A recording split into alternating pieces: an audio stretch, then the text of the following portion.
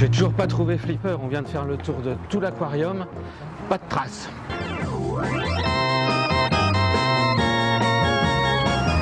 Bon bah tant pis. Flipper, où te caches-tu? Mais heureusement, Didier a eu la bonne idée de se rendre dans une concession MBK. C'est ma dernière issue, on va demander.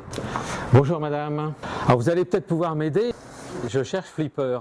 Flipper, il est arrivé. Suivez-moi, je vais vous le montrer. Ah bon? On l'attendait depuis si longtemps. Le voici, Flipper. Regardez ce joli bruit. Et silencieux en même temps. Et silencieux en même temps. Eh bien merci. Eh ben de rien. À bientôt. À bientôt.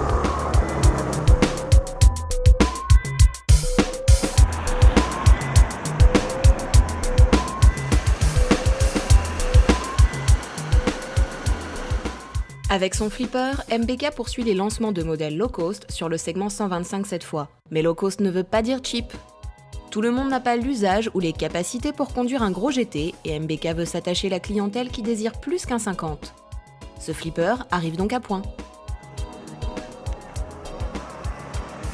Alors on est tout de suite bien à bord, hein, on a de la place. C'est un scooter qui va plaire aux femmes avec son plancher plat, son crochet, sa faible hauteur de selle. Hein, on a les deux pieds parfaitement au sol même si on fait 1m60. Et son agilité à un poids plume de 99 kg. Ça a l'avantage de se faufiler partout, d'être très maniable, agile et facile à piloter. Le flipper joue le néo-rétro des lignes douces, un phare ovale installé sur le guidon et une longue calandre avant chromée. On remarque des optiques arrière très effilées, une généreuse poignée de maintien et un garde-boue arrière enveloppant totalement la roue, gage de protection. À bord, l'élégante instrumentation ne reçoit que l'essentiel, compteur, totaliseur et jauge de carburant avec 3 voyants. Le contacteur est plus complet puisqu'il dispose d'un volet anti-effraction et ouvre le bouchon d'essence situé sur la gauche du tablier, ainsi que la selle. Dessous, on découvre un coffre allongé qui permet de mettre un casque-jet. Les commandes au guidon sont simples puisque l'éclairage est automatique. Le vaste plancher plat permet d'emporter un gros sac de course maintenu par le crochet au tablier. Pendant le voyage, le grand vide-poche séduira les filles pour y mettre le surplus.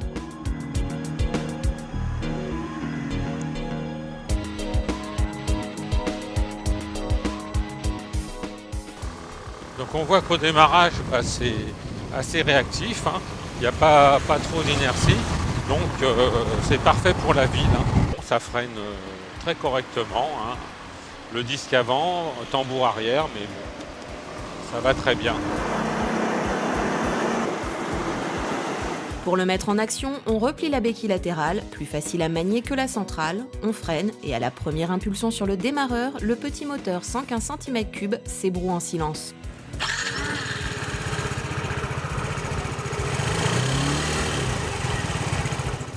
Ne vous arrêtez pas sur cette simple valeur de 115 cm3 ou sur sa puissance de 5,3 kW pour lui faire un procès d'intention.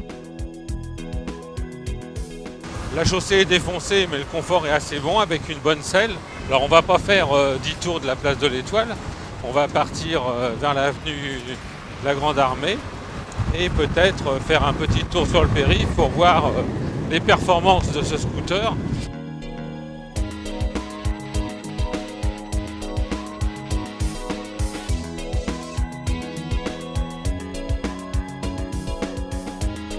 Bon, c'est vrai qu'il vaut mieux éviter les autoroutes et les voies rapides avec ses 90 chronos, mais il reste serein sur le périphérique parisien limité à 80 km/h. Si la consommation reste modérée avec 3,1 litres au 100, l'autonomie est minimale avec les 4,4 litres dans son réservoir. La longue selle ne pose pas de problème pour emmener un passager. Ce dernier a même droit à une généreuse poignée double et des repose-pieds repliables.